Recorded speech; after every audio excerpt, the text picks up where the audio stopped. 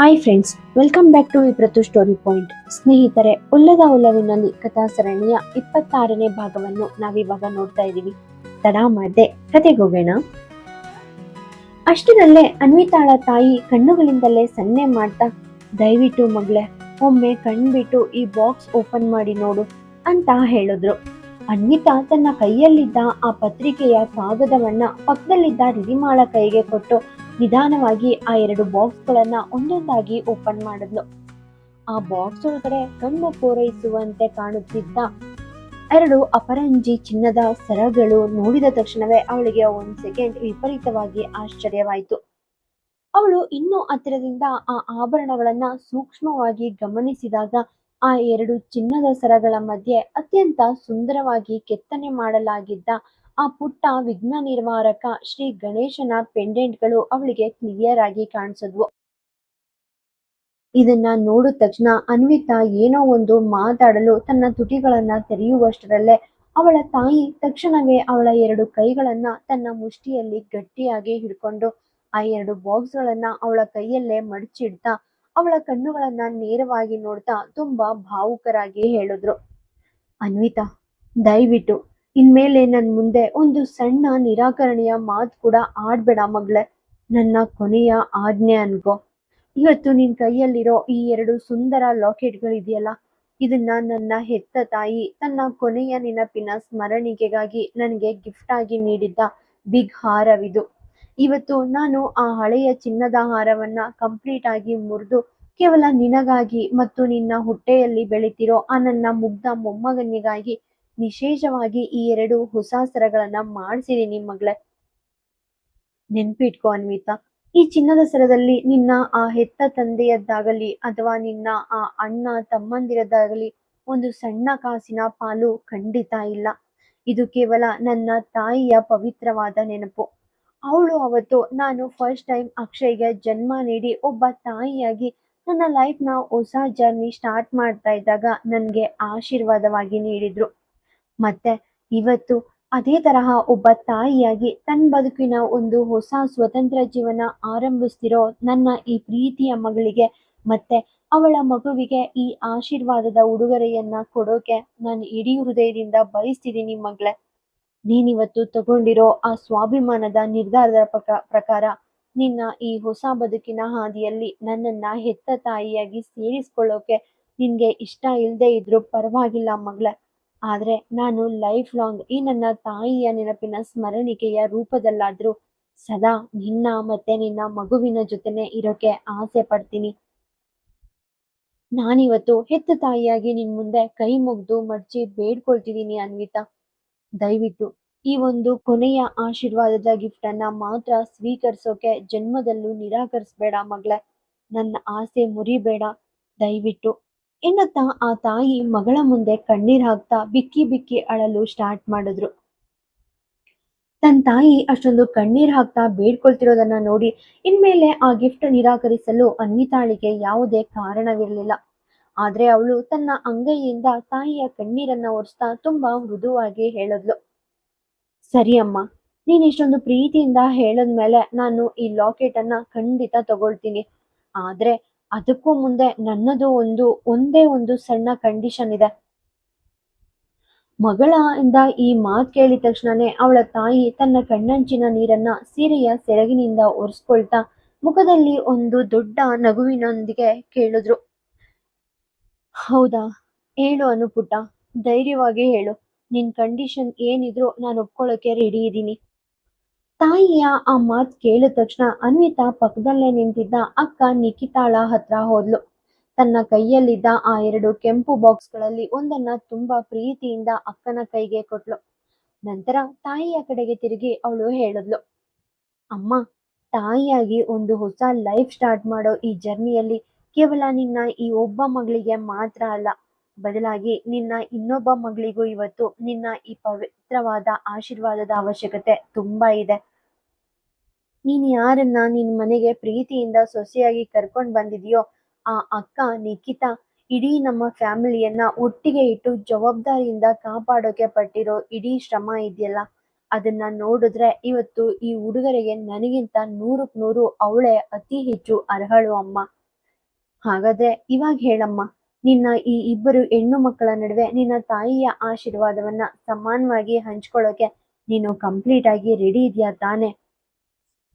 ಅನ್ವಿತಾ ಇಷ್ಟೊಂದು ಅದ್ಭುತವಾಗಿ ಆಲೋಚನೆ ಮಾಡಿ ಮಾತನಾಡಿದ್ದನ್ನ ಕೇಳಿದ ತಕ್ಷಣವೇ ಆ ಕೋಣೆಯಲ್ಲಿದ್ದ ಪ್ರತಿಯೊಬ್ಬ ಫ್ಯಾಮಿಲಿ ಮೆಂಬರ್ಸ್ ಮುಖದಲ್ಲೂ ಒಂದು ಬಿಗ್ ಇಂಪ್ರೆಷನ್ ಮೂಡ್ತು. ಅವಳ ಈ ದೊಡ್ಡ ಗುಣಕ್ಕೆ ಎಲ್ಲರೂ ಮನಸಾರೆ ಸೋತ್ ಹೋದ್ರು. ಅತ್ತ ಅಕ್ಕ ನಿಖಿತಾಳ ಕಣ್ಣುಗಳಿಂದ ಆವಾಗ್ಲೇ ಆನಂದ ಬಾಷ್ಪದ ಕಣ್ಣೀರ್ ಜಾರೋಕೆ ಸ್ಟಾರ್ಟ್ ಆಯ್ತು. ಅನ್ವಿತಾ ತಕ್ಷಣ ಮುಂದೆ ಬಂದು ತನ್ನ ಹೆಬ್ಬೆರಳುಗಳಿಂದ ಅಕ್ಕನ ಕೆನ್ನೆಯ ಮೇಲಿದ್ದ ಆ ನೀರನ್ನ ಒರೆಸಿದ್ಲು. ಅವಳ ಮುಖವನ್ನ ತನ್ನ ಅಂಗೈಯಲ್ಲಿ ಹಿಡ್ಕೊಂಡು ತುಂಬಾ ಸಾಫ್ಟ್ ಆಗಿ ಹೇಳಿದ್ಲು, ಅಕ್ಕ, ನಾನಿವತ್ತು ಇಷ್ಟೊಂದು ಜನರ ಮುಂದೆ ಇದನ್ನೆಲ್ಲ ಯಾವುದೇ ಸಣ್ಣ ಪ್ರದರ್ಶನಕ್ಕಾಗ್ಲಿ ಅಥವಾ ನಿನ್ ಮೇಲೆ ದೊಡ್ಡ ಉಪಕಾರ ಮಾಡೋಕೆ ಖಂಡಿತ ಮಾಡ್ತಾ ಇಲ್ಲ. ಪ್ಲೀಸ್ ಆ ತರಹ ತಪ್ಪು ತಿಳ್ಕೊಬೇಡ. ನಿಜ ಹೇಳ್ಬೇಕಂದ್ರೆ ನಾನು ಇದನ್ನೆಲ್ಲ ಕೇವಲ ನನಗೋಸ್ಕರ ಮಾತ್ರ ಮಾಡ್ತಾ ಇದ್ದೀನಿ. ಯಾಕಂದ್ರೆ ನನ್ನ ಜೀವನದಲ್ಲಿ ನಡೆದಿರೋ ಪ್ರತಿಯೊಂದು ಕಹಿ ಘಟನೆಯು ಇವತ್ತು ನನಗೆ ಒಂದು ಅದ್ಭುತವಾದ ಆಶೀರ್ವಾದದ ಪಾಠ ಕಲಿಸ್ಕೊಟ್ಟಿದೆ. ಜೀವನದೊಳಗಡೆ ನಮಗೆ ಯಾವುದಾದ್ರೂ ಒಂದು ತಪ್ಪು ಸನ್ನಿವೇಶವನ್ನ ಚೇಂಜ್ ಮಾಡಬೇಕು ಅನ್ನೋ ದೊಡ್ಡ ಆಸೆ ಇದ್ರೆ ಅದಕ್ಕೆ ಮೊದಲು ನಮ್ಮನ್ನ ನಾವು ಕಂಪ್ಲೀಟ್ ಆಗಿ ಬದಲಾಯಿಸ್ಕೊಳ್ಬೇಕು. ಆಮೇಲೆ ನಮ್ಮ ಫ್ಯಾಮಿಲಿ ಮೆಂಬರ್ಸ್ ಲೈಫ್ ಚೇಂಜ್ ಮಾಡಬೇಕು. ತದನಂತರವಷ್ಟೇ ನಾವು ಹೊರಗಿನ ಈ ಸಮಾಜದ ಬಗ್ಗೆ ಯೋಚನೆ ಮಾಡಬೇಕು ಅಂತ ನನಗೆ ಅರ್ಥವಾಗಿದೆ. ಈ ಪ್ರಪಂಚದಲ್ಲಿ ಮನುಷ್ಯರು ತಮ್ಮ ಆಲೋಚನೆಗಳಿಂದ ಮಾತ್ರ ಒಳ್ಳೆಯವರು ಅಥವಾ ಕೆಟ್ಟವರಾಗಿರ್ತಾರೆ ಅಕ್ಕ.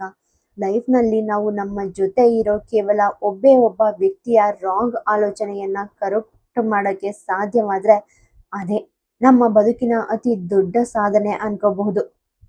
ಅದಕ್ಕೆ ನಾನು ನನ್ನನ್ನ ಆವಾಗ್ಲೇ ಸ್ವಲ್ಪ ಮಟ್ಟಿಗೆ ಬದಲಾಯಿಸ್ಕೊಂಡಿದ್ದೀನಿ. ಇವಾಗ ನನ್ನ ಈ ಹೆತ್ತ ಫ್ಯಾಮಿಲಿಯ ಸರದಿ ಬಂದಿದೆ. ಇನ್ನು ಹೊರಗಿನ ಈ ಸಮಾಜದ ನಿಂದನೆ ಇದೆಯಲ್ಲ, ಅದ್ರ ಬಗ್ಗೆ ಯೋಚನೆ ಮಾಡೋದನ್ನ ನಾನು ಆವಾಗ್ಲೇ ಕಂಪ್ಲೀಟ್ ಆಗಿ ಸ್ಟಾಪ್ ಮಾಡಿದ್ದೀನಿ. ಈ ಪ್ರಪಂಚದಲ್ಲಿ ಒಬ್ಬ ಹೆಣ್ಣಿಗೆ ಇನ್ನೊಬ್ಬ ಹೆಣ್ಣೆ ಅತಿ ದೊಡ್ಡ ಶತ್ರು ಆಗ್ತಾಳೆ ಅನ್ನೋದು ನನಗೆ ಇನ್ಮೇಲೆ ಕೇವಲ ಪುಸ್ತಕದ ಮಾತಾಗಿ ಉಳಿದಿಲ್ಲ ಅಕ್ಕ.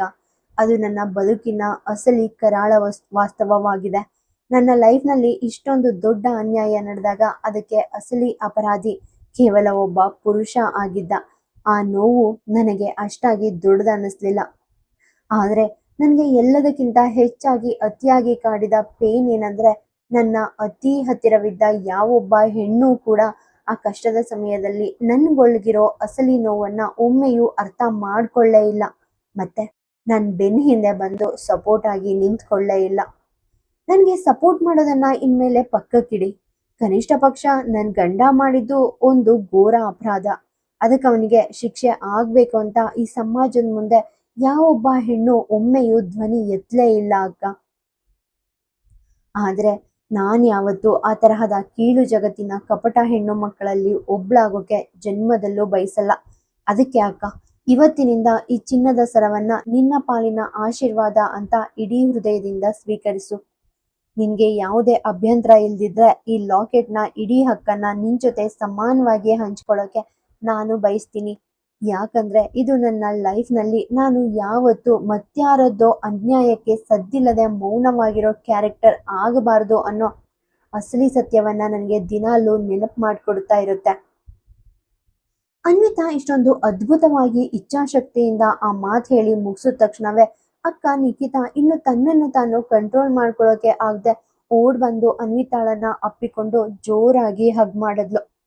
ಅಲ್ಲಿ ಪಕ್ಕದಲ್ಲೇ ನಿಂತಿದ್ದ ರಿಧಮ, ಡಾಕ್ಟರ್ ರಿಷಬ್ ಅಂಡ್ ಉಳಿದ ಇಡೀ ಫ್ಯಾಮಿಲಿ ಮೆಂಬರ್ಸ್ ಇವರಿಬ್ಬರ ಈ ಅಪೂರ್ವ ಪ್ರೀತಿ ನೋಡಿ ಕಂಪ್ಲೀಟ್ ಆಗಿ ಭಾವುಕರಾದ್ರು. ಅದರಲ್ಲೂ ಮುಖ್ಯವಾಗಿ ಅನ್ವಿತಾಳ ತಾಯಿಯ ಹೃದಯ ಮಗಳ ಈ ಅದ್ಭುತ ಸಂಸ್ಕಾರ ನೋಡಿ ಹೆಮ್ಮೆಯಿಂದ ತುಂಬಿ ಬಂದಿತ್ತು. ಆದ್ರೆ ಈ ಇಡೀ ಎಮೋಷನಲ್ ವಾತಾವರಣದ ಮಧ್ಯೆ ತಾನು ಮತ್ತೆ ಎಲ್ಲಿ ಮೆಂಟಲಿ ವೀಕ್ ಆಗ್ಬಿಡ್ಬಾರ್ದು ಅಂತ ಅನ್ವಿತಾ ಆವಾಗ್ಲೇ ಅಲರ್ಟ್ ಆದ್ಲು. ಇನ್ಮೇಲೆ ಎಲ್ರಿಗೂ ಅಫಿಷಿಯಲ್ ಆಗಿ ಬಾಯಿ ಹೇಳಿ ಈ ಜಾಗದಿಂದ ಎಷ್ಟು ಬೇಗ ಹೊರಟ್ರೆ ಅಷ್ಟು ಒಳ್ಳೇದು ಅಂತ ಅವಳಿಗೆ ಅನ್ನಿಸ್ತು. ಅವಳು ತಕ್ಷಣವೇ ಬಂದಿದ್ದ ಇಡೀ ಫ್ಯಾಮಿಲಿಗೆ ವಿದಾಯ ಹೇಳಿ ರಿಧಿಮಾ ಅಂಡ್ ರಿಷಬ್ ಜೊತೆ ಕಾರ್ ಹತ್ತಿ ತನ್ನ ಹೊಸ ಬದುಕಿನ ಆ ಸುಂದರ ಜರ್ನಿಯನ್ನ ಕಂಪ್ಲೀಟ್ ಕಾನ್ಫಿಡೆನ್ಸ್ ನಿಂದ ಸ್ಟಾರ್ಟ್ ಮಾಡಿದ್ಲು. ಪಾಸ್ಟ್ ನಲ್ಲಿ ನಮ್ಮ ಅನ್ವಿತಾ ಫಸ್ಟ್ ಟೈಮ್ ಆ ಹೆತ್ತ ಊರನ್ನ ಕಂಪ್ಲೀಟ್ ಆಗಿ ತೊರೆದು ಹೊರಗೋದಾಗ ಅವಳು ಒಳಗೊಳಗೆ ತುಂಬಾ ಒಂಟಿಯಾಗಿದ್ಲು. ಮಾನಸಿಕವಾಗಿ ವಿಪರೀತ ವೀಕ್ ಆಗಿದ್ಲು. ಅಂಡ್ ಮಧ್ಯರಾತ್ರಿಯಲ್ಲಿ ತನ್ನದೇ ಆದ ಕಷ್ಟದ ಸಮಸ್ಯೆಗಳಿಗೆ ಸಿಕ್ಕಾಪಟ್ಟೆ ಹೆದರ್ಕೊಂಡು ಓಡ್ ಹೋಗ್ತಿದ್ದ ಒಬ್ಬ ಸಾಮಾನ್ಯ ಹೆಣ್ಣಾಗಿದ್ಲು. ಆದ್ರೆ ಈ ಬಾರಿ ಕತೆ ಕಂಪ್ಲೀಟ್ ಉಲ್ಟಾಯಿತು. ಇವತ್ತು ಅವಳು ತನ್ನ ಊರನ್ನ ಬಿಟ್ಟು ಹೊರಡುವಾಗ ಅವಳ ಇಡೀ ಅಸ್ತಿತ್ವ ಕಂಪ್ಲೀಟ್ ಚೇಂಜ್ ಆಗಿತ್ತು. ಅವಳಿವತ್ತು ನಂಬಲಾಗದಷ್ಟು ಆತ್ಮವಿಶ್ವಾಸದಿಂದ ತುಂಬಿದ್ಲು. ಕಂಪ್ಲೀಟ್ ಆಗಿ ಸ್ವತಂತ್ರವಾಗಿದ್ಲು ಅಂಡ್ ತನ್ನ ಇಡೀ ಹಕ್ಕುಗಳನ್ನ ಅಂಡ್ ಸೆಲ್ಫ್ ರೆಸ್ಪೆಕ್ಟ್ ಬಗ್ಗೆ ಇಡೀ ಜ್ಞಾನ ಇಟ್ಕೊಂಡಿರೋ ಸಾಲಿಡ್ ಇಚ್ಛಾಶಕ್ತಿಯುಳ್ಳ ದೊಡ್ಡ ಹೆಣ್ಣಾಗಿ ಹೊರಹೊಮ್ಮಿದ್ಲು. ಇವತ್ತು ತನ್ನ ಹಕ್ಕನ್ನ ಕಸಿದುಕೊಳ್ಳಲು ಬರೋ ಎಂತಹದ್ದೇ ದೊಡ್ಡ ಶಕ್ತಿಯ ಮುಂದೆ ನೇರವಾಗಿ ನಿಂತು ಸಿಂಹಿಣಿಯ ತರಹ ಧ್ವನಿ ಎತ್ತೋ ಸಾಲಿಡ್ ಧೈರ್ಯ ಇವತ್ತು ಅವಳಲ್ಲಿ ಕ್ಲಿಯರ್ ಆಗಿ ಕಾಣಿಸ್ತಾ ಇತ್ತು. 1.5 ವರ್ಷದ ಮುಂಚೆ ಇದೇ ಊರನ್ನ ಕಣ್ಣೀರ್ ಹಾಕ್ತಾ ಬಿಟ್ಟಿದ್ದ ಅನ್ವಿತಾ ಇವತ್ತು ಮರಳಿ ಅದೇ ಜಾಗವನ್ನ ತುಂಬಾ ಪ್ರೌಡ್ ಆಗಿ ಬಿಟ್ಟು ಹೊರಡ್ತಾ ಇದ್ಲು. ಆದ್ರೆ ಈ ಎರಡು ಪರಿಸ್ಥಿತಿಗಳ ನಡುವೆ ಅನ್ವಿತಾಳ ಮಾನಸಿಕ ಮತ್ತು ದೈಹಿಕ ಸ್ಥಿತಿ ಇವತ್ತಿಗೆ ಕಂಪ್ಲೀಟ್ ಆಗಿ ಚೇಂಜ್ ಆಗೋಗಿತ್ತು. ಆವತ್ತವಳು ಹೊರಡುವಾಗ ಕಂಪ್ಲೀಟ್ ಒಂಟಿಯಾಗಿದ್ಲು. ಹಾದಿಯಲ್ಲಿ ಯಾರೋ ಅಪರಿಚಿತ ವ್ಯಕ್ತಿ ಸಿಕ್ಕಿದ್ದ.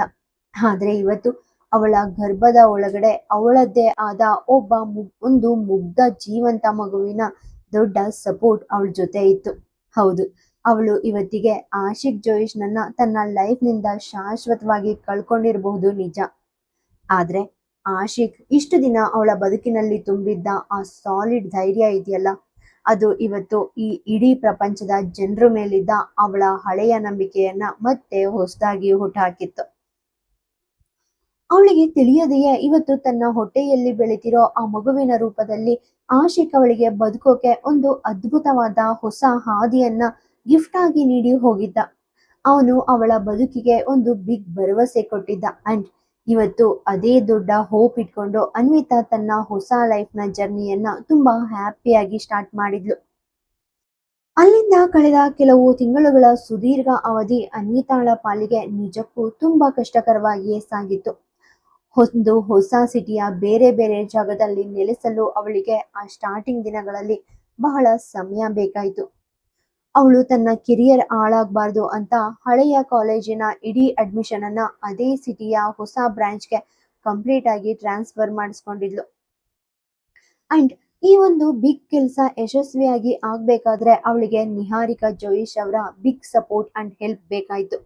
ನಿಹಾರಿಕಾ ಜೋಯಿಶ್ ಕೂಡ ಅನ್ವಿತಾಳ ಸ್ಥಿತಿ ನೋಡಿ ತುಂಬಾ ಸಂತೋಷದಿಂದ ಯಾವುದೇ ಕಂಡೀಷನ್ ಇಲ್ಲದೆ ತಕ್ಷಣವೇ ಸಹಾಯ ಮಾಡೋಕೆ ಒಪ್ಕೊಂಡಿದ್ರು. ಆದ್ರೆ ಆ ಸಮಯದಲ್ಲಿ ನಿಹಾರಿಕಾ ಜೋಯಿಶ್ ಅನ್ವಿತಾಳಿಗೆ ಒಂದು ಪ್ರಶ್ನೆ ಕೇಳಿದ್ರು. ಅನ್ವಿತಾ, ನೀನ್ ಯಾಕಿಷ್ಟೊಂದು ಅರ್ಜೆಂಟ್ ಆಗಿ ಆ ಹಳೆಯ ಕಾಲೇಜ್ ಅಂಡ್ ಇಡೀ ಸಿಟಿಯನ್ನೇ ಬಿಟ್ಟು ಇಷ್ಟು ದೂರ ಹೋಗೋಕೆ ಡಿಸೈಡ್ ಮಾಡಿದ್ಯಾ? ಅದಕ್ಕೆ ಅನ್ವಿತಾ ಅವರಿಗೆ ತುಂಬಾ ಸೌಮ್ಯವಾಗಿ ಸತ್ಯವನ್ನ ವಿವರಿಸ್ತಾ ಹೇಳಿದ್ಲು. ನಿಹಾರಿಕಾ ಮೇಡಮ್, ಇತ್ತೀಚಿನ ದಿನಗಳಲ್ಲಿ ಆಶಿಕ್ ಮತ್ತೆ ನನ್ನ ಮದ್ವೆ ವಿಷಯ ಇಡೀ ಸಿಟಿಯಾದ್ಯಂತ ಕಾಡ್ಗಿಚ್ಚಿನ ತರಹ ವಿಪರೀತವಾಗಿ ಹರಡು ಹೋಗಿದೆ ಅಂತ ನಿಮ್ಗೂ ಗೊತ್ತು. ಅದ್ರ ಜೊತೆನೆ ಹೊರಗಿನ ಈ ಸಮಾಜದ ಜನ ದಿನಾಲು ನನ್ನ ಅಸಲಿ ಹೆಸರು ಅಂಡ್ ನನ್ನ ಬ್ಯಾಕ್ ಗ್ರೌಂಡ್ ಐಡೆಂಟಿಟಿ ಬಗ್ಗೆ ಕೀಳಾಗಿ ಪ್ರಶ್ನೆ ಮಾಡೋಕೆ ಸ್ಟಾರ್ಟ್ ಮಾಡಿದ್ದಾರೆ. ಇತ್ತ ಹಳೆಯ ಕಾಲೇಜಿನ ಇಡೀ ಸ್ಟಾಫ್ ಮೆಂಬರ್ಸ್ಗೆ ನನ್ನ ಇಡೀ ಹಿಸ್ಟ್ರಿ ಚೆನ್ನಾಗಿ ಗೊತ್ತು. ಹಾಗಾಗಿ ನಾನಿನ್ಮೇಲೆ ಆ ಜಾಗದಲ್ಲಿದ್ದು ಎಲ್ಲರ ಅನಗತ್ಯ ಅಟೆನ್ಷನ್ ಪಡ್ಕೊಳ್ಳೋ ಬಲಿಪಶು ಆಗೋಕೆ ಖಂಡಿತ ಇಷ್ಟಪಡಲ್ಲ. ಒಂದ್ ವೇಳೆ ನಾನು ಇನ್ನೂ ಅದೇ ಸಿಟಿಯಲ್ಲೇ ಮುಂದುವರೆದಿದ್ರೆ ಈ ಪಾಪಿ ಜನ ನನ್ನ ಮುಖ ನೋಡಿ ದಿನಾಲು 100 ಕೊಳಕು ಪ್ರಶ್ನೆಗಳನ್ನ ಕೇಳ್ತಾ ಇರ್ತಿದ್ರು. ಅದು ವೈಯಕ್ತಿಕವಾಗಿ ನನಗಾಗ್ಲಿ ಅಥವಾ ಇತ್ತ ನಿಮ್ಮ ದೊಡ್ಡ ಜೋಯಿಶ್ ಕುಟುಂಬದ ಪ್ರತಿಷ್ಠೆಗಾಗ್ಲಿ ಒಂಚೂರು ಒಳ್ಳೇದಲ್ಲ ಮೇಡಮ್. ಅದಕ್ಕೆ ಇದೆಲ್ಲವನ್ನು ಆಳವಾಗಿ ಯೋಚನೆ ಮಾಡಿ ನಾನು ಆ ಹಳೆಯ ನಗರ ಅಂಡ್ ಕಾಲೇಜನ್ನ ಶಾಶ್ವತವಾಗಿ ಬಿಟ್ಟು ಹೊರಡೋಕೆ ಗಟ್ಟಿಯಾಗಿ ನಿರ್ಧರಿಸಿದೆ. ಅನ್ವಿತಾಮ್ಮ ಇಷ್ಟೊಂದು ಮೆಚೂರ್ಡ್ ಆದ ಆನ್ಸರ್ ಕೇಳಿದ ತಕ್ಷಣವೇ ನಿಹಾರಿಕಾ ಜೋಯಿಶ್ ಅವರಿಗೆ ಮರಳಿ ಮಾತನಾಡಲು ಒಂದು ಸಣ್ಣ ಮಾತು ಕೂಡ ಬರದೆ ಒಳಗೊಳಗೆ ಕಂಪ್ಲೀಟ್ ಆಗಿ ನೊಂದು ಹೋದ್ರು. ಯಾಕಂದ್ರೆ ಅವರಿಗೂ ಚೆನ್ನಾಗಿ ಗೊತ್ತಿತ್ತು, ಇವತ್ತು ಅನ್ವಿತಾ ಇಷ್ಟೊಂದು ದೊಡ್ಡ ನರಕದ ಕಷ್ಟ ಅನುಭವಿಸಿ ತನ್ನ ಇಡೀ ನೆಮ್ಮದಿಯ ಸ್ಥಿತಿಯನ್ನೇ ಬಿಟ್ಟು ಹೋಗೋಕೆ ಅಸಲಿ ಬಿಗ್ ರೀಸನ್ ಬೇರೆ ಯಾರು ಅಲ್ಲ, ಅದು ಕೇವಲ ತಾವು ಮಾತ್ರ ಅಂತ. ತಮ್ಮದೇ ಆ ಒಂದು ಹಳೆಯ ಸ್ವಾರ್ಥದ ಹಠದಿಂದಾಗಿ ಇವತ್ತು ಅನ್ವಿತಾ ತನ್ನ ಇಡೀ ಬದುಕನ್ನ ಕಳ್ಕೊಂಡು ಬೀದಿಗೆ ಬಂದು ನಿಲ್ಬೇಕಾದ ಪರಿಸ್ಥಿತಿ ಬಂತು ಅಂತ ನಿಹಾರಿಕಾ ಜೋಯಿಶ್ ಅವರಿಗೆ ಒಳಗೊಳಗೆ ತೀವ್ರವಾಗಿ ನಾಚಿಕೆ ಅನ್ನಿಸ್ತು. ಅವರು ಕಣ್ಣೀರ್ ಹಾಕ್ತಾ ಅನ್ವಿತಾಳ ಹತ್ರ ಪರ್ಸನಲ್ ಆಗಿ ಕ್ಷಮೆ ಕೇಳಿ ಇನ್ಮೇಲೆ ಅವಳಿಗೆ ಲೈಫ್ ನಲ್ಲಿ ಎಂತಹದ್ದೇ ಹೆಲ್ಪ್ ಬೇಕಿದ್ರು ಮಾಡೋಕೆ ರೆಡಿ ಇದೀನಿ ಅಂತ ಪ್ರಾಮಿಸ್ ಮಾಡಿದ್ರು. ನಿಹಾರಿಕಾ ಜೋಯಿಶ್ ಅವರ ಆ ಒಂದು ಬಿಗ್ ಸಪೋರ್ಟ್ ಇಂದಾಗಿ ಅನ್ವಿತಾಳಿಗೆ ತುಂಬಾ ಈಸಿಯಾಗಿ ರಿಧಿಮಾ ಓದ್ತಿದ್ದ ಅದೇ ಫೇಮಸ್ ತವರು ಕಾಲೇಜಿಗೆ ಅಫಿಷಿಯಲ್ ಆಗಿ ಕಾಲೇಜ್ ಟ್ರಾನ್ಸ್ಫರ್ ಸಿಕ್ಕಿತ್ತು. ನಿಹಾರಿಕಾ ಜೋಯಿಶ್ ಅನ್ವಿತಾಳಿಗೆ ಹೊಸ ಸಿಟಿಯಲ್ಲಿ ವಾಸಿಸಲು ಯಾವುದೇ ಸಣ್ಣ ಪ್ರಾಬ್ಲಮ್ ಆಗ್ಬಾರ್ದು ಅಂತ ತಾವೇ ಸ್ವತಃ ಕಂಪ್ನಿ ಕಡೆಯಿಂದ ಒಂದು ಐಷಾರಾಮಿ ಅಪಾರ್ಟ್ಮೆಂಟ್ ಫ್ಲಾಟ್ ಅನ್ನ ವ್ಯವಸ್ಥೆ ಮಾಡ್ಕೊಡೋಕೆ ಮುಂದೆ ಬಂದ್ರು. ಆದ್ರೆ ನಮ್ಮ ಸ್ವಾಭಿಮಾನಿ ಅನ್ವಿತಾ ಮಾತ್ರ ತುಂಬಾ ಗೌರವದಿಂದಲೇ ಆ ಆಫರ್ ಅನ್ನ ತಕ್ಷಣವೇ ನಿರಾಕರಿಸಿದ್ಲು. ಯಾಕಂದ್ರೆ ಅವಳಿಗಿನ ಮೇಲೆ ಆ ಜೋಯಿಶ್ ಫ್ಯಾಮಿಲಿ ಕಡೆಯಿಂದ ಯಾವುದೇ ಒಂದು ಸಣ್ಣ ಉಚಿತ ಉಪಕಾರವನ್ನು ಪಡ್ಕೊಳ್ಳೋ ಇಂಟ್ರೆಸ್ಟ್ ಒಂಚೂರು ಇರ್ಲಿಲ್ಲ. ಆಶಿಕ್ ಆವಾಗ್ಲೇ ಅವಳ ಲೈಫ್ಗೆ ಬೇಕಾದಷ್ಟು ಹೆಲ್ಪ್ ಮಾಡಿದ್ದ. ಆದ್ರೆ ನಿಹಾರಿಕಾ ಜೋಯಿಶ್ ಕೂಡ ಇವತ್ತು ಅನ್ವಿತಾಳ ಒಳಗಿರೋ ಆ ಸಾಲಿಡ್ ಸೆಲ್ಫ್ ರೆಸ್ಪೆಕ್ಟ್ ಅಂಡ್ ಅವಳ ಭಾವನೆಗಳನ್ನ ತುಂಬಾ ಚೆನ್ನಾಗಿ ಅರ್ಥ ಮಾಡ್ಕೊಂಡಿದ್ರು. ಅವರು ಅವಳ ಸ್ವಾಭಿಮಾನಕ್ಕೆ ಒಂಚೂರು ಧಕ್ಕೆ ಬಾರದ ಹಾಗೆ ಗೌರವ ನೀಡ್ತಾ ಮರುಕ್ಷಣವೇ ಅನ್ವಿತಾಳಿಗೆ ಒಂದು ಅದ್ಭುತವಾದ ಹೊಸ ಪ್ರೊಫೆಷನಲ್ ಆಫರ್ ನೀಡಿದ್ರು. ಅವರು ಅನ್ವಿತಾಳ ಮುಖ ನೋಡಿ ಹೇಳಿದ್ರು, ಅನ್ವಿತಾ, ಇನ್ನು ಕೆಲವಲ ಮುಂದಿನ 7 ತಿಂಗಳ ಒಳಗಡೆ ನಿನ್ನ ಈ MBA ಕೋರ್ಸ್ ಕಂಪ್ಲೀಟ್ ಆಗಿ ಮುಗಿಯುತ್ತೆ ಅಲ್ವಾ? ಅದಾದ ತಕ್ಷಣವೇ ನೀನು ಕೆರಿಯರ್ಗೋಸ್ಕರ ಹೊರಗಡೆ ಯಾವ್ದಾದ್ರು ಒಂದು ಒಳ್ಳೆ ಕಂಪ್ನಿಯಲ್ಲಿ ಜಾಬ್ ಹುಡುಕ್ಲೇಬೇಕಾಗುತ್ತೆ. ಅಂಡ್ ನಿನ್ನ ಈ ಕಾಲೇಜ್ಗೆ ಕ್ಯಾಂಪಸ್ ಪ್ಲೇಸ್ಮೆಂಟ್ಗಾಗಿ ಬರೋ ಜಗತ್ತಿನ ಟಾಪ್ ಕಂಪನಿಗಳ ಲಿಸ್ಟ್ನಲ್ಲಿ ನಮ್ಮ ಜೋಯಿಶ್ ಇಂಡಸ್ಟ್ರೀಸ್ ಕೂಡ ಅತ್ಯಂತ ಪ್ರಮುಖವಾಗಿದೆ. ನಾವು ಪ್ರತಿ ವರ್ಷ ನಿಮ್ಮ ಕಾಲೇಜಿನಿಂದ ಅತ್ಯುತ್ತಮ ಟಾಪರ್ ವಿದ್ಯಾರ್ಥಿಗಳನ್ನ ಮಾತ್ರ ನಮ್ಮ ಕಂಪನಿಗೆ ನೇಮಕ ಮಾಡ್ಕೊಳ್ತೀವಿ. ಅನ್ವಿತಾ, ನೀನ್ ಆವಾಗಲೇ ನಿನ್ನ ಇಡೀ ಕಾಲೇಜ್ಗೆ ಕಂಪ್ಲೀಟ್ ಟಾಪರ್ ಸ್ಟೂಡೆಂಟ್ ಆಗಿದ್ಯಾ. ಹೀಗಿರುವಾಗ ನೀನ್ ನಿನ್ನ ಕೋರ್ಸ್ ಮುಗಿದ ತಕ್ಷಣವೇ ನಮ್ಮದೇ ಕಂಪನಿಗೆ ಒಬ್ಬ ಯೋಗ್ಯ ಅಫಿಷಿಯಲ್ ಎಂಪ್ಲಾಯ್ ಆಗಿ ಜಾಯಿನ್ ಆದ್ರೆ ನನ್ಗಿಂತ ಜಾಸ್ತಿ ಖುಷಿ ಈ ಜಗತ್ತಿನಲ್ಲಿ ಇನ್ಯಾರಿಗೂ ಆಗೋಕೆ ಸಾಧ್ಯ ಹೇಳು. ಅಂಡ್ ನೆನ್ಪಿಟ್ಕೊ ಮಗ್ಳೆ, ನಾನಿವತ್ತು ನಿನ್ಗೆ ಈ ಜಾಬ್ ಆಫರ್ ನೀಡ್ತಾ ಇರೋದು ಯಾವುದೇ ಸಣ್ಣ ಉಪಕಾರದ ನೆಪದಲ್ಲಿ ಖಂಡಿತ ಅಲ್ಲ. ಇದಕ್ಕೆ ನನ್ನ ಹತ್ರ 2 ಪಕ್ಕಾ ಪ್ರೊಫೆಷನಲ್ ಕಾರಣಗಳಿವೆ. ಮೊದಲನೆಯದಾಗಿ ನನಗೆ ವೈಯಕ್ತಿಕವಾಗಿ ನಿನ್ನಲ್ಲಿರೋ ಆ ಅದ್ಭುತ ಪ್ರತಿಭೆ ಅಂಡ್ ನಿನ್ನ ಕ್ಯಾರೆಕ್ಟರ್ ಸಿಕ್ಕಾಬಟ್ಟೆ ಇಷ್ಟ.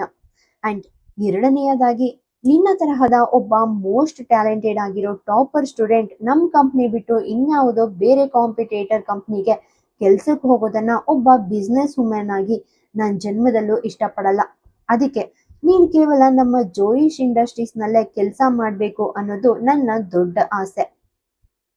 ಇನ್ನು ಆ ಫ್ಲಾಟ್ ನ ಬಾಡಿಗೆ ವಿಷಯಕ್ಕೆ ಬಂದ್ರೆ ಇನ್ಮೇಲೆ ನೀನು ಆ ಅಪಾರ್ಟ್ಮೆಂಟ್ ನಲ್ಲೇ ಇರು.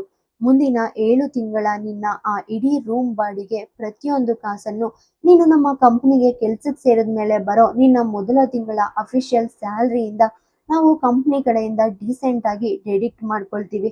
ಸೊ ಅಲ್ಲಿವರೆಗೂ ನೀನು ನಮ್ಮ ಕಂಪನಿಯ ಒಬ್ಬ ಜವಾಬ್ದಾರಿಯುತ ಭಾವಿ ಉದ್ಯೋಗಿ ಅನ್ನೋ ಬೇಸಿಸ್ ಮೇಲೆ ಆ ಫ್ಲಾಟ್ ನಲ್ಲಿ ತುಂಬಾ ನೆಮ್ಮದಿಯಾಗಿ ಇರ್ಬೋದು. ಇನ್ಮುಂದೆ ನಮ್ಮ ಆಫೀಸ್ನ ಪ್ರತಿಯೊಬ್ಬ ಉದ್ಯೋಗಿಗೆ ಸಿಗೋ ಇಡೀ ಮೆಡಿಕಲ್ ಅಂಡ್ ಅಫಿಷಿಯಲ್ ಸೌಲಭ್ಯಗಳು ಇವತ್ತಿನಿಂದಲೇ ನಿನಗೂ ಸಿಗಲಿವೆ. ಅದರ ಜೊತೆಗೆ ನಾನು ನಿನ್ಗೆ ಇನ್ನೊಂದು ಬಿಗ್ ಪ್ರಾಮಿಸ್ ಮಾಡ್ತೀನಿ ಅನ್ವಿತಾ. ಪಾಸ್ಟ್ ನಲ್ಲಿ ನಿನ್ನ ಅಂಡ್ ಆಶಿಕ್ ಮಧ್ಯ ನಡೆದ ಆ ಅಲ್ಪಾವಧಿಯ ರಿಲೇಶನ್ಶಿಪ್ನ ಯಾವುದೇ ಒಂದು ಸಣ್ಣ ಇನ್ಫಾರ್ಮೇಶನ್ ಕೂಡ ಜನ್ಮದಲ್ಲೂ ನಮ್ಮ ಈ ಕಂಪನಿಯ ಒಳಗಡೆ ತಲುಪೋಕೆ ನಾನು ಬಿಡೋದೇ ಇಲ್ಲ. ನಿನ್ನ ಆ ಪಾಸ್ಟ್ ಲೈಫ್ ಬಗ್ಗೆ ಆಫೀಸ್ನಲ್ಲಿ ಮತ್ತೆ ಒಬ್ಬ ವ್ಯಕ್ತಿಯು ಬಂದು ನಿನ್ಗೆ ಒಂದು ಸಣ್ಣ ಕ್ವೆಶನ್ ಕೇಳೋ ಚಾನ್ಸ್ ಇರಲ್ಲ. ಯಾಕಂದ್ರೆ ಹೊರಗಿನ ಮೀಡಿಯಾಕ್ಕಾಗ್ಲಿ ಅಥವಾ ಸಾರ್ವಜನಿಕರಿಗಾಗ್ಲಿ ಯಾರಿಗೂ ನಿನ್ನ ಅಸಲಿ ಮುಖ ಅಂಡ್ ಗುರುತಿನ ಬಗ್ಗೆ ಒಂಚೂರು ಐಡಿಯಾ ಇಲ್ಲ. ನಾನು ನನ್ನ ಇಡೀ ಅಫಿಷಿಯಲ್ ಪವರ್ ಅಂಡ್ ಪ್ರಭಾವ ಯೂಸ್ ಮಾಡಿ ಆ ಇಡೀ ವಿಷಯವನ್ನ ಇವತ್ತಿಗೆ ಕಂಪ್ಲೀಟ್ ಆಗಿ ಮುಚ್ಚ ಹಾಕ್ತೀನಿ. ಸೊ ಇನ್ಮೇಲೆ ನೀನು ಅದ್ರ ಬಗ್ಗೆ ಒಂದು ಸೆಕೆಂಡ್ ಕೂಡ ತಲೆ ಕೆಡಿಸ್ಕೊಳ್ಳೋ ಅವಶ್ಯಕತೆ ಖಂಡಿತ ಇಲ್ಲ. ನಿಹಾರಿಕಾ ಜೋಯಿಶ್ ಇಷ್ಟೊಂದು ಅದ್ಭುತವಾಗಿ ಅಂಡ್ ಪಕ್ಕಾ ಪ್ರೊಫೆಷನಲ್ ಆಗಿ ಆ ಜಾಬ್ ಆಫರ್ ನೀಡಿದ್ದನ್ನ ಕೇಳಿದ ತಕ್ಷಣ ಅನ್ವಿತಾ ಸಾಕಷ್ಟು ಯೋಚನೆ ಮಾಡಿದ್ಲು. ಕೊನೆಗೆ ಅವಳು ಇಡೀ ಹೃದಯದಿಂದ ಆ ಬಿಗ್ ಆಫರ್ ಒಪ್ಕೊಳ್ಳೋಕೆ ಒಪ್ಪಿಗೆ ಸೂಚಿಸಿದ್ಲು. ಯಾಕಂದ್ರೆ ಇವತ್ತು ನಿಹಾರಿಕಾ ಜೋಯಿಶ್ ನೀಡಿದ ಆ ಆಫರ್ ನಲ್ಲಿ ಅವಳಿಗೆ ಯಾವುದೇ ಒಂದು ಸಣ್ಣ ತಪ್ಪು ಅಥವಾ ಸ್ವಾರ್ಥದ ನೆರಳು ಕಾಣಿಸ್ಲೇ ಇಲ್ಲ. ಎಲ್ಲದಕ್ಕಿಂತ ಹೆಚ್ಚಾಗಿ ಇವತ್ತು ಹೆಣ್ಣಾಗಿ ತನ್ನ ಸ್ವಂತ ಕಾಲಿನ ಮೇಲೆ ನಿಲ್ಲಲು ತಾನು ಈ ಅದ್ಭುತವಾದ ಉದ್ಯೋಗದ ಆಫರ್ ಪಡ್ಕೊಳ್ಳೋಕೆ 100ಕ್ಕೆ 100 ಅರ್ಹಳಾಗಿದ್ದೇನೆ ಅನ್ನೋ ಅಸಲಿ ಸತ್ಯ ಇವತ್ತು ನಮ್ಮ ಅನ್ವಿತಾಳಿಗೆ ಪೂರ್ತಿಯಾಗಿ ರಿಯಲೈಸ್ ಆಗಿತ್ತು. ಅನ್ವಿತಾಗೆ ಚೆನ್ನಾಗಿ ಗೊತ್ತಿತ್ತು, ತನಗೆ ಸಿಕ್ಕಿರೋ ಈ ಬಿಗ್ ಜಾಬ್ ಆಫರ್ ಕೇವಲ ಇನ್ಯಾರದೋ ಪ್ರಭಾವದಿಂದ ಖಂಡಿತ ಬಂದಿದ್ದಲ್ಲ. ಬದಲಾಗಿ ಅವಳ ಸ್ವಂತ ಎಜುಕೇಶನ್ ಅಂಡ್ ಅವಳಲ್ಲಿರೋ ಅದ್ಭುತ ಕೆಪಾಸಿಟಿಯಿಂದ ಮಾತ್ರ ಸಿಕ್ಕಿದ್ದು ಅಂತ. ಅದಕ್ಕೆ ಆ ಕೆಲಸದಲ್ಲಿ ಅವಳಿಗೆ ಯಾವುದೇ ಒಲವು ಅಥವಾ ಬೇಜಾರು ಇರಲಿಲ್ಲ. ನಿಹಾರಿಕಾ ಜೋಯಿಶ್ ಆವಾಗ್ಲೇ ಅನ್ವಿತಾಳ ಬುದ್ಧಿವಂತಿಕೆ ಅಂಡ್ ಕಾಲೇಜಿನಲ್ಲಿ ಇಷ್ಟು ಕಡಿಮೆ ಸಮಯದಲ್ಲಿ ಅವಳು ಮಾಡಿದ ಬಿಗ್ ಅಚೀವ್ಮೆಂಟ್ಸ್ ಗಳನ್ನ ನೋಡಿ ಮನ್ಸಾರೆ ಮೆಚ್ಕೊಂಡಿದ್ರು. ಅವರು ಸ್ವತಃ ಆಶಿಕ್ ಹತ್ರ ಅಂಡ್ ಫ್ಯಾಮಿಲಿಯ ಬೇರೆ ಮೆಂಬರ್ಸ್ ಮುಂದೆ ಎಷ್ಟೋ ಬಾರಿ ಅನ್ವಿತಾಳನ್ನ ತುಂಬಾ ಹೊಗಳಿ ಮಾತಾಡಿದ್ರು. ಸೊ ಅವಳ ಟ್ಯಾಲೆಂಟ್ ಬಗ್ಗೆ ಡೌಟ್ ಪಡೋ ಸಣ್ಣ ಪ್ರಶ್ನೆಯೇ ಇರಲಿಲ್ಲ. ಆದ್ರೆ ನಿಹಾರಿಕಾ ಜೋಯಿಶ್ ನೀಡಿದ ಆ ಬಿಗ್ ಆಫರ್ ಒಪ್ಕೊಳ್ಳುವ ಮುಂದೆ ಅನ್ವಿತಾ ಅವ್ರ ಮುಂದೆ ಒಂದು ಬಿಗ್ ಷರತ್ತಿಟ್ಲು. ಅವಳು ತುಂಬಾ ಗಂಭೀರವಾಗಿ ಹೇಳಿದ್ಲು, ನಾನು ನಿಮ್ ಕಂಪ್ನಿಯಲ್ಲಿ ಕೆಲಸ ಮಾಡೋಕೆ ಕಂಪ್ಲೀಟ್ ಆಗಿ ರೆಡಿ ಇದ್ದೀನಿ ಮೇಡಮ್. ಆದ್ರೆ ಆಶಿಕ್ಗೆ ನಾನು ಎಲ್ಲಿದ್ದೀನಿ, ಏನಾಗಿದ್ದೀನಿ, ಅಸಲಿಗೆ ಇವಾಗ ನಾನು ಏನ್ ಮಾಡ್ತಾ ಇದ್ದೀನಿ ಅಂಡ್ ಯಾರ ಜೊತೆ ಇದ್ದೀನಿ ಅನ್ನೋ ಯಾವ ವಿಷಯವೂ ಜನ್ಮದಲ್ಲೂ ತಿಳಿಬಾರ್ದು. ಆಶಿಕ್ ನನ್ನ ಇಡೀ ಜೀವನದ ವಿಷಯದಿಂದ ಕಂಪ್ಲೀಟ್ ಆಗಿ ದೂರ ಇರಬೇಕು ಅಂತ ನಾನು ಬಯಸ್ತೀನಿ. ಯಾಕಂದ್ರೆ ನನಗೆ ತಿಳಿದ ಮಟ್ಟಿಗೆ ಆಶಿಕ್ ಸಿಕ್ಕಾಪಟ್ಟೆ ಎಮೋಷನಲ್ ವ್ಯಕ್ತಿ. ನಾನು ಎಲ್ಲಿದ್ದೀನಿ ಅಂತ ಗೊತ್ತಾದ್ರೆ ಅವನು ಖಂಡಿತ ನನ್ನನ್ನ ಹುಡ್ಕೊಂಡ್ ಬರೋಕೆ ಟ್ರೈ ಮಾಡ್ತಾನೆ. ಅವತ್ತು ಫಾರ್ಮ್ ಹೌಸ್ ನಲ್ಲಿ ನಮ್ಮ ಕೊನೆಯ ಭೇಟಿಯ ಸಮಯದಲ್ಲಿ ಅವನ ಆ ಕಣ್ಣುಗಳಲ್ಲಿ ನನಗಾಗಿ ಒಂದು ತರಹದ ತೀವ್ರವಾದ ಭಾವನೆ ಇತ್ತು ಅನ್ನೋದು ನನಗೂ ಗೊತ್ತು. ಆದ್ರೆ ನಾನು ಇನ್ಮೇಲೆ ಯಾವುದೇ ಕಾರಣಕ್ಕೂ ಆ ಭಾವನೆಗಳ ದುರುಪಯೋಗ ಪಡ್ಕೊಳ್ಳೋಕೆ ಜನ್ಮದಲ್ಲೂ ಇಷ್ಟಪಡಲ್ಲ. ಅವನು ಕೇವಲ ಸ್ನೇಹ ಮತ್ತು ಒಂದು ಹಳೆಯ ಪರಿಚಯದ ನೆಪದಲ್ಲಿ ನನ್ನನ್ನ ಮೀಟ್ ಮಾಡೋಕೆ ಟ್ರೈ ಮಾಡಿದ್ರೂ ಪರವಾಗಿಲ್ಲ. ಅದವನಿಗೆ ದೊಡ್ಡ ವಿಷಯ ಅನಿಸ್ತೇ ಇರಬಹುದು. ಆದ್ರೆ ಇವತ್ತಿನ ಪರಿಸ್ಥಿತಿಯಲ್ಲಿ ನನ್ನ ಹೊಸ ಲೈಫ್ ಒಳಗಡೆ ಅದು ಮತ್ತೊಂದು ದೊಡ್ಡ ಬಿರುಗಾಳಿಯನ್ನೇ ತರಬಹುದು ಮೇಡಮ್. ಅದಕ್ಕೆ ನಾನಿನ್ ಮುಂದೆ ಆಶಿಕ್ನ ಆ ಸಾಮೀಪ್ಯದಿಂದ ತುಂಬಾ ದೂರ ಇರೋಕೆ ಬಯಸ್ತೀನಿ. ಒಂದು ಅಸಲಿ